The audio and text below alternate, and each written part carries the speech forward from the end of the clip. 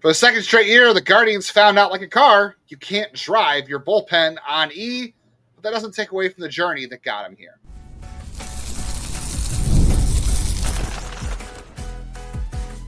You are Locked On Guardians, your daily podcast on the Cleveland Guardians. Part of the Locked On Podcast Network, your team every day. Welcome on into another episode of Locked On Guardians. We always show up. The gas is never on E here. It might be sometimes, but we still run. We still go. This is your only daily podcast on the Cleveland Guardians, covering the Guardians from the majors, the minors, the draft, and everything in between. Part of the Locked On Podcast Network, your team, your Cleveland Guardians, every single day. Win or lose, rain or shine, joy or pain, we are here, and we are here together. On today's show, we'll talk about the view from 1,000 feet this year and the journey that took the Guardians to this point. We'll talk about how the offense left the rookies to fend for themselves in Game 3, and we'll talk about the Guardians running their bullpen into the ground for the second straight postseason. I'm Justin Lada, one of your two co-hosts for the last 3 years, and that is three postseason series, or seasons in those 3 years, I should say. And I've also spent 18 years covering the Cleveland Guardians minor league system. I'm Jeff Ellis, your other co-host, one of the first co-hosts here at Locked On. I believe the Tigers have had 4 or 5 co-hosts in my time, so it's been a lot of years covering the Guardians here at Locked On. Before that, I was a national writer at Scout and 24/7, focused on prospects and the draft.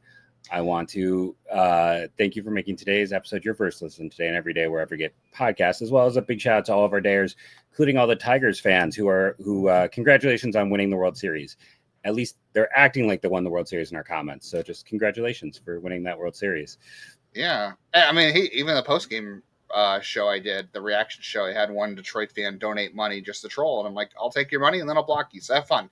Before we get too deep in today, this episode of Locked On Guardians brought to you by our friends at FanDuel. If you're a new customer, time to get in on the action. You could bet $5, and if your bet wins, you're going to get $300 in bonus bets to use across the app. Download the FanDuel app today.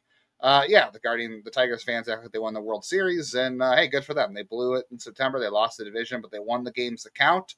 So I will give them their kudos. Also, will give the kudos to Spencer Torkelson. I saw the post game interview on MLB Network, and he said one of the reporters on there, the desk host, asked him about the Guardians crowd and said, "Do you feel like you finally quieted the crowd?" He said, "Yeah, that league gave us a little bit of an edge because we quieted the crowd." And he said, "This is a very loud crowd, and it's very tough here." And they're definitely not Tigers fans. So Spencer Torkelson had a lot of love for how hard the Guardians crowd He goes. seems to have love for each other. Like, that's the thing, too. Like, yeah, it's two organizations that I think are led by people who, lead with respect. And I think that's great.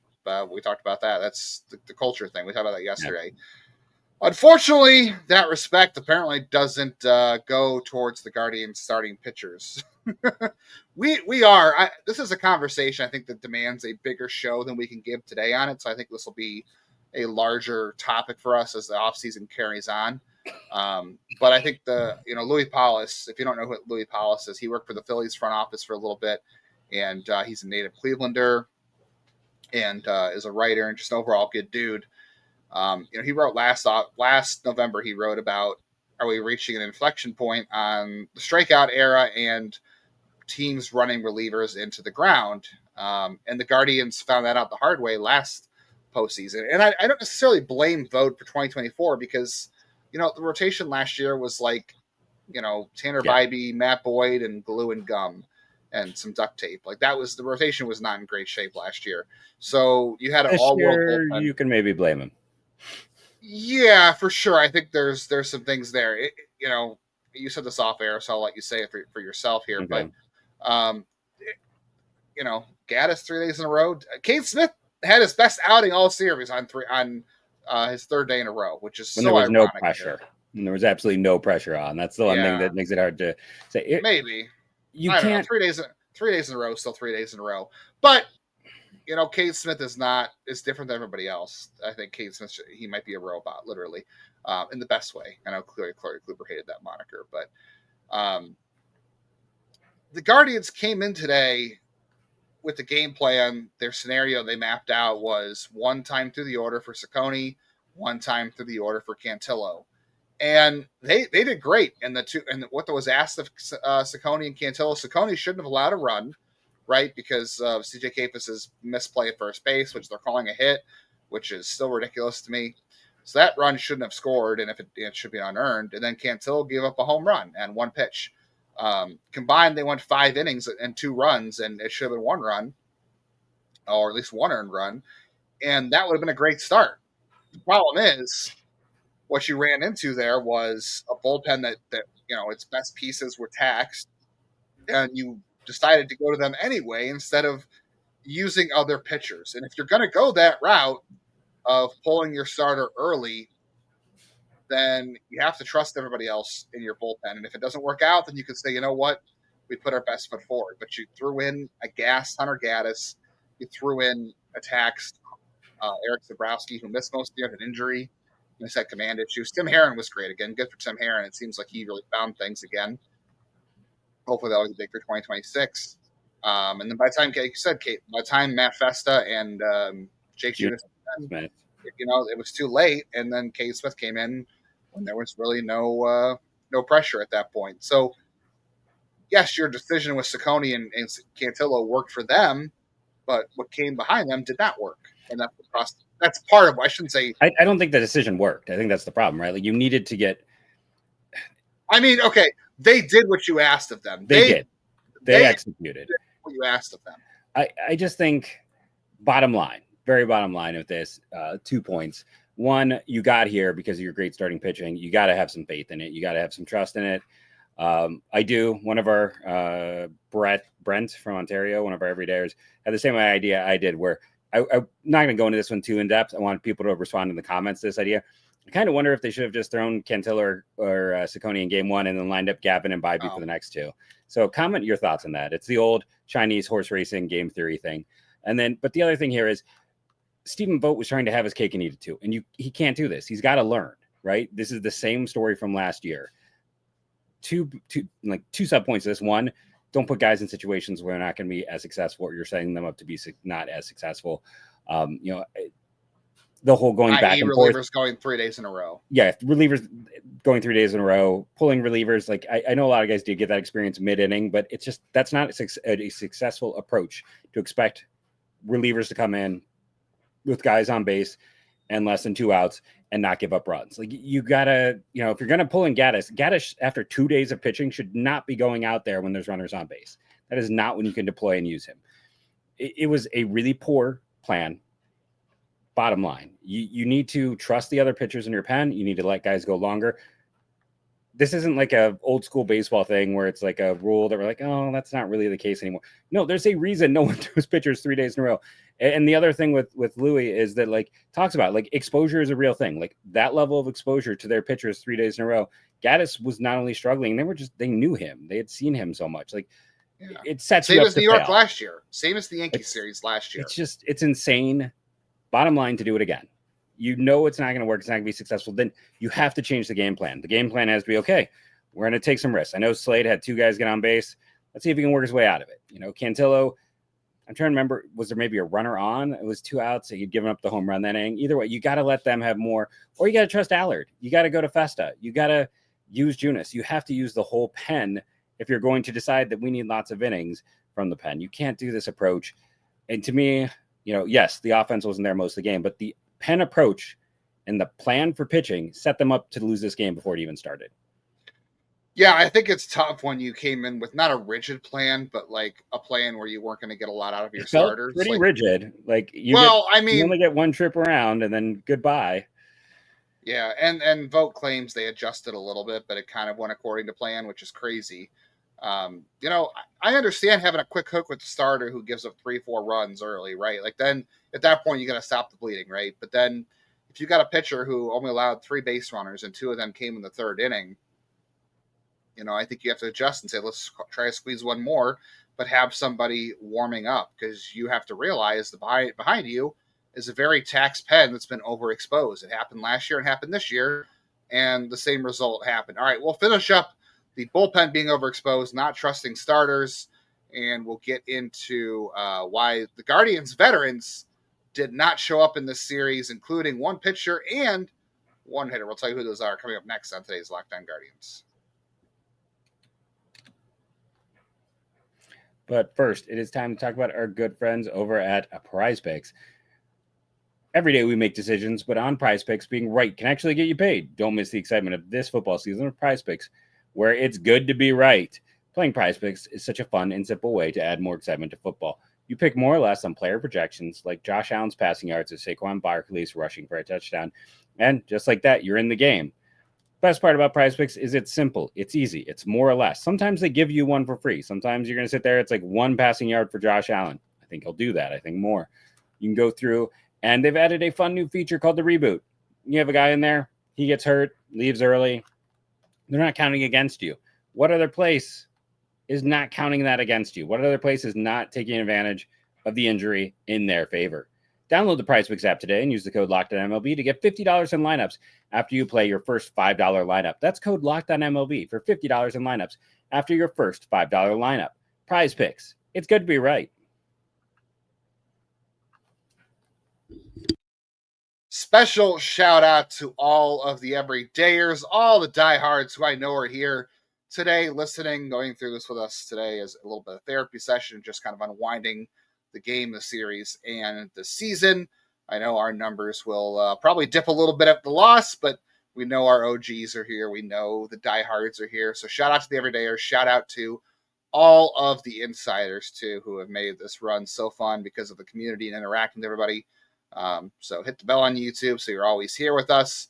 We're still 5 days a week in the off season until after the winter meetings. So you can hit the bell on YouTube to get all of our videos, as well as hitting auto download on all of your audio platforms. And if you're still into it, become an insider at joinsubtext.com/LockedOnGuardians. Be part of the insider community that we love so much over there. A couple veterans that stand out to me that did not show up in this series. And Jeff, I was going to say, I'm going to preemptively tell you to unmute yourself before you go off. So no, I know. I was getting a little bit of cold air in the basement. That's all.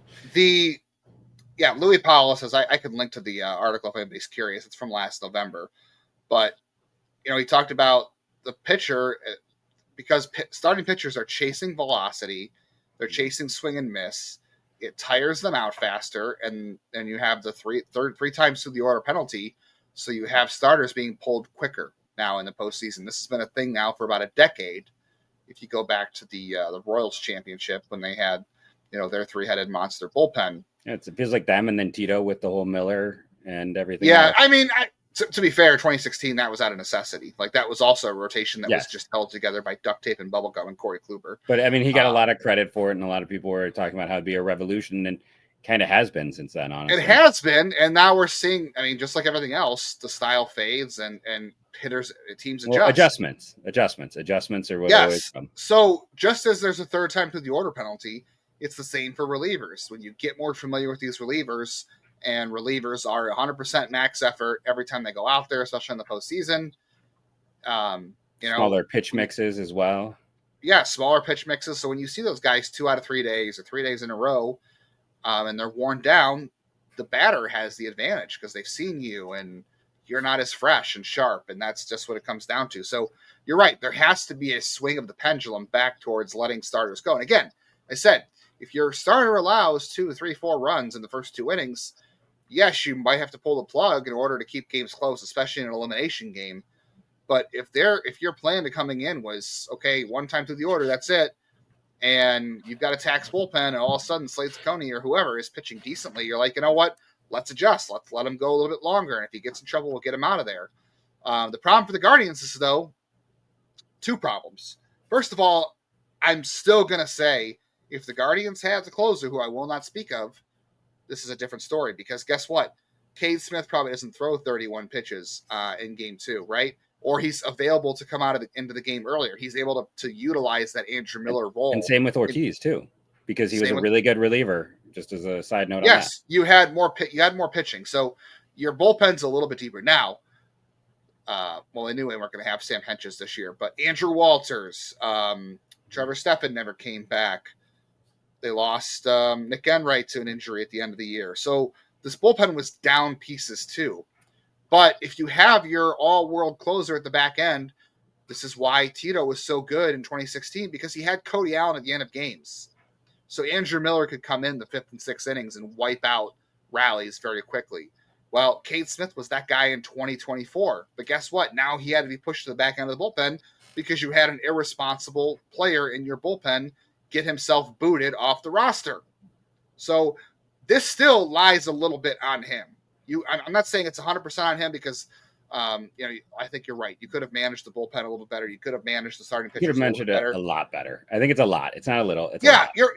I 100% agree with your point. They got back into the race and into the playoffs and won the division because the starting pitching rotation carried them, took the burden off the bullpen. The bullpen went from being okay to being really good again because they weren't asked to carry the load as much. The starting pitchers kicked butt down the stretch. And then you deviate away from that. I mean, Tanner was fine.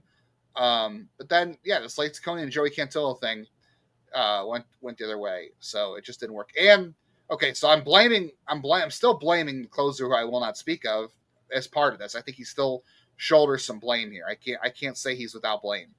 The other thing is Stephen Kwan and Kyle Manzardo. Stephen Kwan, I know, had a hit today in this game, but it was when the game was already 6-1. It didn't matter. I know they came sub back 500 OPS for this series. Sub 500. Yeah. And Kyle Manzardo missed a home run by a couple feet in game 2, maybe because of the weather, and it might have been a home run today if he hit the same ball, but he didn't. And the two guys that are your best caddies for José Ramírez, the guy that's the table setter in front of him, the guy you are trusting to be cleanup behind him, didn't come through. They didn't do anything important all series at the end of the day. I mean, Kwan did have the double yesterday, so you do have to give him that in the big inning. It's not enough. Well, I'm not saying it's enough, but I'm just saying someone's going to come back and be like, well, he did do this. He did do a small thing. And you can't leave it up. Like Rocchio came through in game 2, and Valera came through in game. Towards the end, he had that hit that allowed he's one of the guys who scored on the Jose hit. He started that positive momentum. But though, okay, so the guys who are they're not even your supporting cast.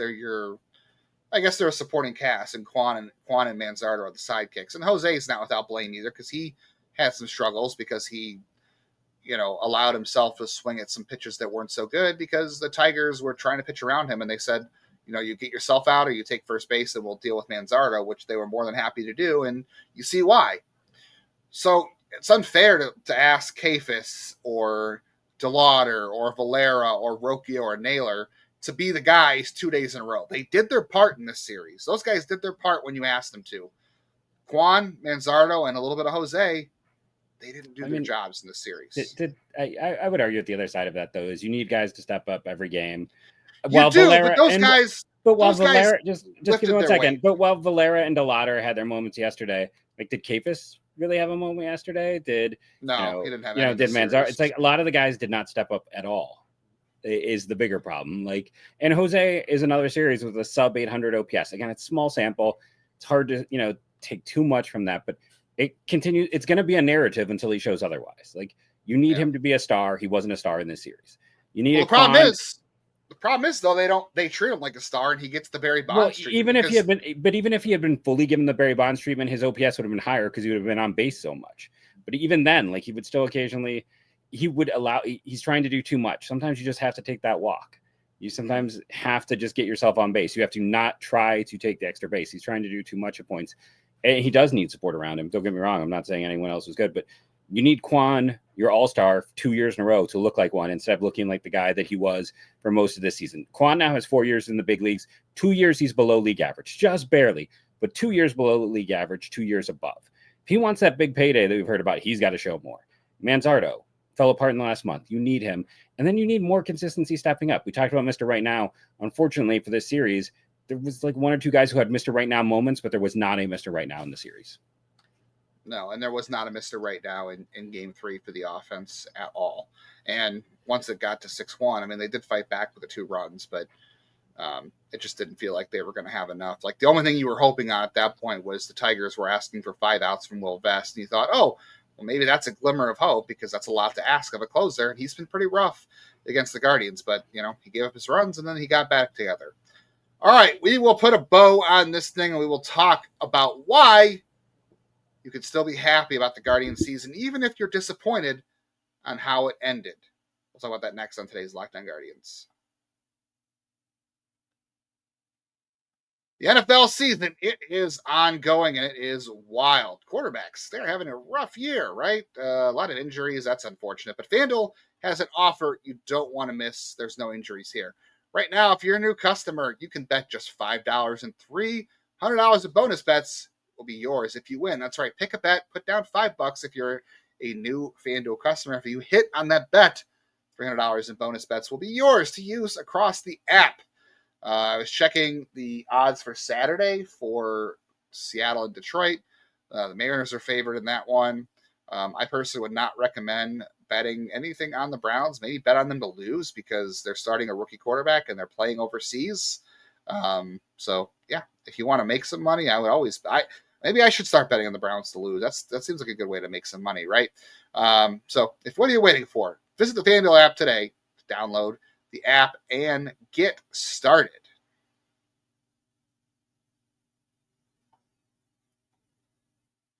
Well, I know some people are ready to tune out of baseball because the Guardians lost, but if you're like me, you'll be watching the MLB playoffs all October long. And if you want all of the local insights into what's going on in these series, check out MLB Game Night over on the Locked On MLB feed, whether on audio or on YouTube. Our hosts will be breaking down every game every single night until the World Series champion is crowned. And you'll get local insights from all of the Locked On hosts that you're not going to get on all the other shows on TV, to be honest, because these are national reporters. Some of the things I was hearing on the broadcast in this game, I was just laughing at because I was like, none of this is very good reporting. Like you could tell they just didn't have the insight. So if you want insight from people who actually know the team you like, or you want to know more about the team, check out the local insiders at Locked On. Highly, highly recommend. I watch that every day because it's a good way to keep up with being things around the league. All right. This is going to be a very unpopular segment with a certain subset of fans, and I'm totally ready for that. And I want to preface this. And I don't care either. Yes, I don't care either. And I'm going to preface this by saying you don't have to enjoy baseball the same way we do or I do. I think that people listen to the show for the fact that they listen to the show because we usually have the facts, we present the facts, and then we give you our opinions on the facts. And hopefully you're here for our opinions, but also the fact that we give you the facts before we opine on them. That being said, again, you can enjoy baseball how you want. It doesn't have to be the same all around. This isn't serious. It's not life or death. It's not politics. We don't do that here. If you are championship or bust, that's fine. That's what you do. But I legitimately do feel sorry for you that you saw 3 games in October and you thought, well, the last 6 months of this season are totally wasted. I wasted my time watching these games, following this team, giving any thought or energy to this team. This was a very frustrating season from April to August. Let's be very honest. There were very few high points until September. They had that run after the All-Star break that you thought, oh, maybe they're back in it, right? And then they went 1-9 again. And you could tell that I care. I mean, if you watch the shorts I did after the games in the 10-game losing streak, I declared this team dead multiple times. I was very animated at how annoyed I was that they were losing the way they were losing. And then the gambling investigations. I was just as frustrated as everybody else because, you and I were talking about when the season was over, like, God, what are we going to talk about the entire month of October? Because we didn't think they were going to make the playoffs. And they made the playoffs. It was a really fun month of September. And I'm not saying, well, one good month in September, the regular season, is fine because, that erases everything. They also had a really nice start. Like, that's the thing, too. They were good through – I mean, they had a nice start, but it was propped very weirdly. Like, they had a negative run differential, and they were not playing good. They were winning, but they were playing poorly. So they had guys stepping up then. That's when, like, Gabby was hitting well. That's when Angel Martinez came out hot. Like, It was not all up. It was the Mr. Right Now that we've talked about so much. They had that during those first 2 months, and then kind of the floor fell out on on those guys. And Manardo had the hot start, and then he cooled really badly into June and July before finding it again. So, yeah, just that the way the start was, it felt very uneven, and I think it was a predictor of things to come until he got to September. I still had a heck of a time in the month of September following this team, talking about it every day. They gave us something to talk about every day. And I'm going to tell you right now, I'm not saying everybody agrees with me, but if our numbers on this podcast are any indication on audio and on YouTube, we set new records for this podcast for downloads, for watches that we've never hit before. Even the draft, our bread and butter is kind of the draft. And we did numbers in the month of September with this run that we didn't do in those months of the draft, everything else. So I would say at least our audience agrees. When they lose, our numbers go down. But when they win, people are tuned in, and our numbers agree with that. And the month of September shows that people were invested in that comeback. So I hope you enjoyed it. I'm not saying you have to be satisfied with it, but if you feel like the fact they lost 2 games this week upends the entire season, that you wasted 6 months of the year of your life watching baseball, and you can't be happy, I feel sad for you. I'm going to be honest. I feel sad for you. I'm not saying you have to watch baseball my way and enjoy it my way. I think I'm going to still feel bad for you, Justin. See, I think this is where you're getting it wrong, because I think for those people right now, a lot of people who love to jump in this moment and talk about it's a failure of a season or this team, these are the people who spent the last month being unhappy. These are the people who spent the last month that seem to revel. There is a subset of Cleveland fans who, when they win, they're kind of happy, but they can't wait to revel in the failures of this baseball team. And we see it all the time in our comments. We see it all the time on Twitter.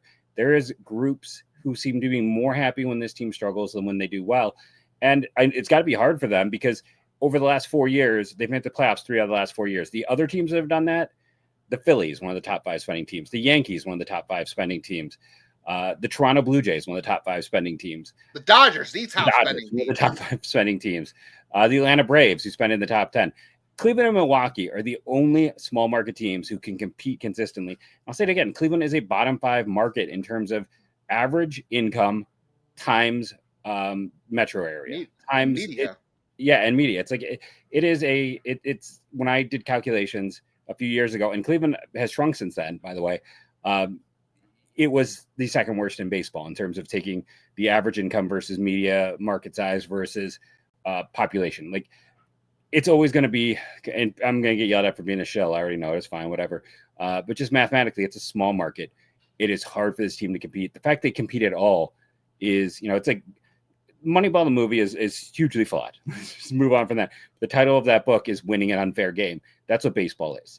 And, we'll have to see what happens.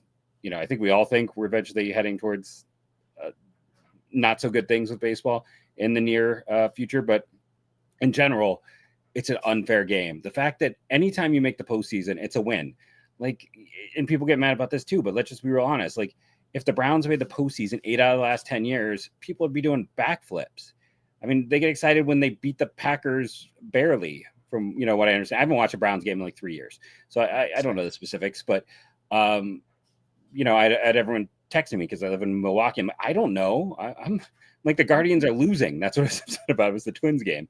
But the Cavs haven't made the finals unless they have LeBron. They had a great season last year. I do watch the Cavs, but they didn't make the finals last year, or the semifinals, right? The round before. Then they get knocked out in the second. Like, this team made the ALCS last year. They lost in the division series this year after they overcame. I mean, Chase DeLauder hadn't played in 4 months, and he had some big moments for them. Imagine if they had actually had access to him for the year. Imagine if Clase and Ortiz, imagine what happens if they, had those other pieces. Now, every team has their ups and downs, but no one else had guys get suspended. When you are such a small market team, when you are one of these smallest markets, your razor thin margins make those things so much more difficult. The Yankees can deal with Stanton being hurt because they can buy other pieces. They can go out and get Ryan McMahon for nothing because the Colorado wants to get out from under his contract. What this team did was a great year. They got to make history. They did something that no one's ever done. That's what's going to stand out about this year for me. Like, it's those moments. And if, as you've talked about, like, if it's all about, they didn't win the series. And I know I've seen people be like, well, I don't like their approach. I hate to break to you, your approach isn't as good as theirs. There's a reason why this is the front office, why it gets voted by the other teams, one of the best front offices in baseball every year, why the players vote for it is one of the places they want to play. And why all their front office people get hired away to other jobs. Like, and guess what? You don't have the answers. We don't have the answers. The closest anyone does to having the answers is that front office. That front office does a job that no one else can do and no one else does. I also want to point out, too, when the front office members leave for other jobs, they're not as successful. Like, look what has happened with Thad Levine.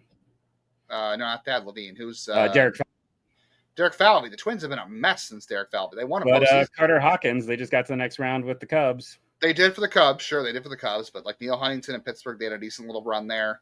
Hey, they made the postseason. That's the only time they made the postseason. Yeah, that's true. Dan O'Dowd was the height of Colorado's. I mean, they've become a disaster since then. Yeah. There's still some, you're right. some success. You're right. There is. So, yeah, there's a reason these guys stay. When Mike Chernoff and Chris Antonetti are offered jobs with the Mets or whatever else, they stay. They choose to stay.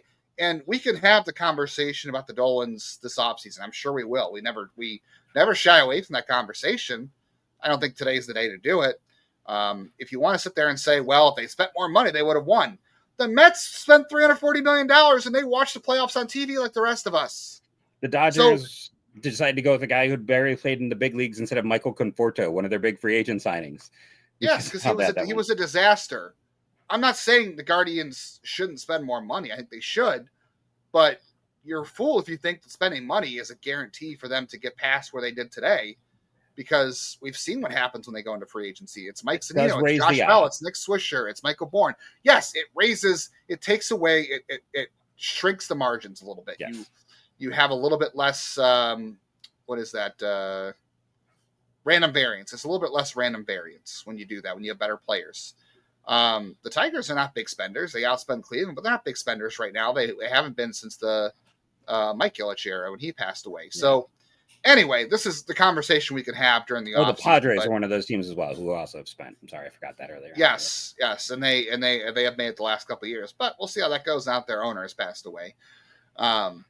Again, like I said, we can all watch baseball how you want. You enjoy baseball how you want. If you don't like analytics, that's fine. We like analytics. We all enjoy the same sport in a different way. It's just life, right? Some people like cottage cheese. Some people don't. I don't like cottage cheese. Jeff loves licorice. I don't. We just don't like food because I like black licorice, cottage cheese, and eggnog, and you hate all three. Yeah. Yes, there you go. But guess what? Like, there's other things in the dairy section. It's just one of those things. But I legitimately feel bad for the people who feel like they wasted 6 months of their life watching this team. I feel like those people enjoy that. I feel like they enjoy that. Maybe. I don't know. And I'm not saying making the playoffs is all you should expect and be happy for. No, I want to win a World Series too. My dad passed away before they got to win the World Series. That's a bummer. That's a bummer for a lot of people's families. There'll be people who pass away over the offseason who will never see a World Series either. It is what it is. I'm sorry. But it doesn't mean you can't still enjoy the game and enjoy the sport and say this was still a fun season. And it was. It just didn't end the way you wanted to. And unless you're the Tom Brady era New England Patriots, guess what? You're going to be pissed off every year because that's the only team that won a championship almost every year. All right, we'll be back on Monday.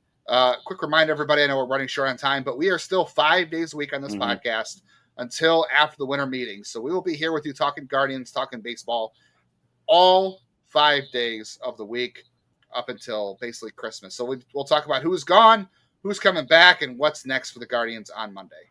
Yep. We'll get into so many things. Thank you for joining us. And go Guardians, go.